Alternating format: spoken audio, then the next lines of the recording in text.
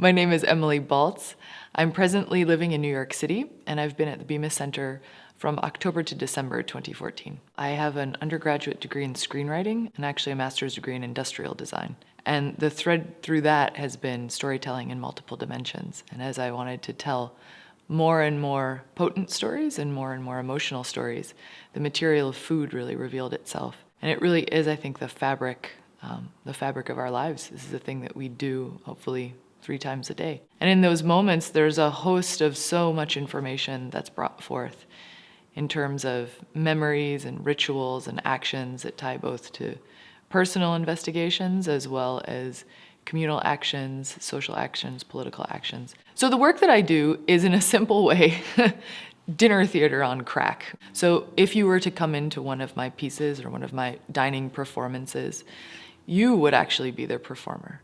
So, for example, a table is not just a table. A table suddenly is filled with hands that come out of little cracks and ask you to put your hands into it, and the table feeds you. And when you whack on the table, something else might come out. So it becomes a very playful, very performative interaction between the material, the environment, and the audience. The project that I've developed at the Bemis is a highly performative dinner party. And we totally transformed the ground floor to really create a new point of entry into this space, as well as a new point of entry into yourself as you walked through each of these courses and activated each of these courses. There was a gallery dedicated to the sense of sight, and the entire relationship that you would have to your meal is to be able to see through everything. The gallery dedicated to touch was a 30-foot dining table, inside of which 8 dancers were hidden. And suddenly, at a point of action, hands came out of the table, and the table came alive and started to feed you, and you fed it. The smell gallery is perhaps one of my favorite galleries, which was like seeing adults in a candy land. It was a series of tables that were filled with scented dry ice, and only upon hitting the tables would little smoke signals come out.